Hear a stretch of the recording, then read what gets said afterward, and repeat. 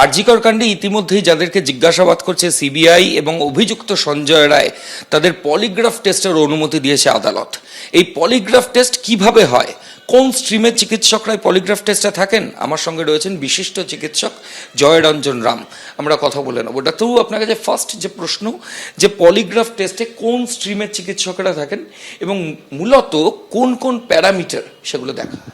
তো polygraph test ওই lie detector test. তো ভিত্তিটা হচ্ছে আমরা যখন মিথ্যে কথা বলি আমাদের শরীরে কিছু পরিবর্তন হয়, যে আমার হয়তো হার্ট রেটটা একটু বেড়ে গেল, আমার বুক ধড়ফড় করতে আরম্ভ করলো, আমার হাত পা একটু ঘামতে আরম্ভ করলো। যখন মনে করো আমাদের কেউ জেরা করছে আর আমরা ক্রমাগত মিথ্যে কথা বলে যাচ্ছি, তো যারা মিথ্যে কথা বলতে ক্রমাগত অভ্যস্ত নয় বা একই মিথ্যে কথা তারা বারবার বলছে না, তাদের মধ্যে সবার মধ্যেই আমাদের মধ্যে কিছু শারীরিক পরিবর্তন হয়।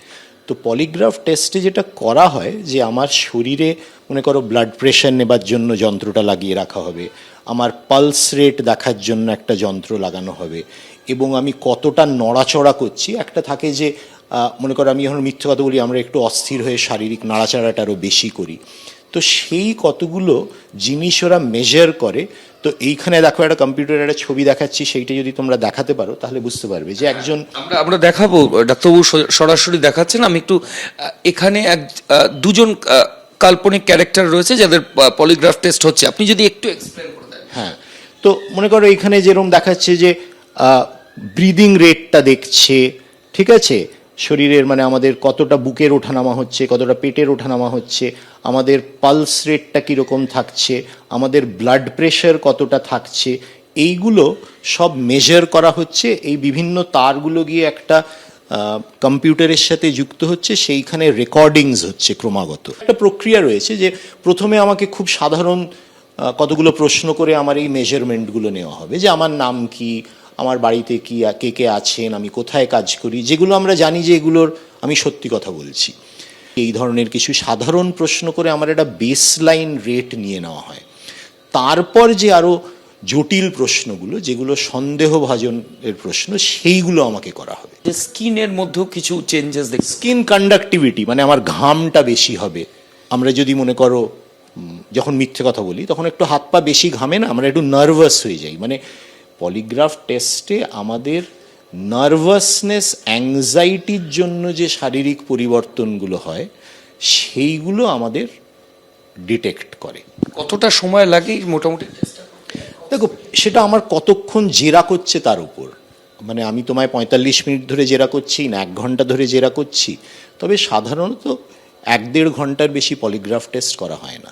এবং আপনি বলছেন যারা হ্যাবিচুয়াল অফেন্ডার তাদের ক্ষেত্রে পলিগ্রাফ অন্যরকম রিপোর্ট আসতে পারে। হয় হ্যাবিচুয়াল অফেন্ডারের মানে ক্ষেত্রে সেটা হতে পারে, বা আমার হয়তো ওই মিথ্যে কথা বলতে বলতে আমি অভ্যস্ত হয়ে গেছি, বা আমি রিহার্সাল দিয়ে নিয়েছি। আরেকটা আমার কিছু ক্ষেত্রে মনে হলো, আমি যদি জানি যে আমার পলিগ্রাফ টেস্ট হবে, তাহলে আমি একটা অ্যাংজাইটি কমানোর ওষুধ খেয়ে নিতে পারি। আমি একটা হয়তো আমার পালস রেট, হার্ট রেট কমে, সেরকম একটা ওষুধ খেয়ে নিতে পারি। যাদের একেবারে মনে করো অভিযুক্ত আসামি যারা হয়তো জেলে আছেন, মানে কাস্টাডি পাননি, মানে কাস্টাডিতে আছেন, তাদের ক্ষেত্রে হয়তো ওষুধ খাওয়াটা সম্ভব হবে না। কিন্তু আমায় যদি তুমি আজকে বাড়ি থেকে নিয়ে গিয়ে সিবিআই এর অফিসে পলিগ্রাফ টেস্ট করাও, আমি তো জানি যে ময়ূখ আমার পলিগ্রাফ টেস্ট করবে, তাই আমি একটা অ্যাংজাইটির ওষুধ খেয়ে আমি চলে গেলাম, তখন আমার কিছুই তারতম্য হবে না, তাই ধরা পড়বে না। সেই জন্য পলিগ্রাফ টেস্টের ভ্যালিডিটি নিয়ে কোর্টের কাছে যথেষ্ট মানে সন্দিহান, মানে অনেকেই খুবই এটাকে মানে এটা একেবারেই মানে খুব একটা রিলায়েবল টেস্ট বলে কেউ এটা মনে করেন না। আমরা কথা বলছিলাম ডক্টর জয়রঞ্জন রামের সঙ্গে, তিনি স্পষ্টভাবে যেটা জানিয়ে দিলেন যে এই পলিগ্রাফ বা লাই ডিটেক্টর টেস্ট এটা ঠিক কী প্রক্রিয়া হয়। ক্যামেরা প্রবীরদের সঙ্গে ময়ূখ ঠাকুর চক্রবর্তী, এবিপি আনন্দ, কলকাতা।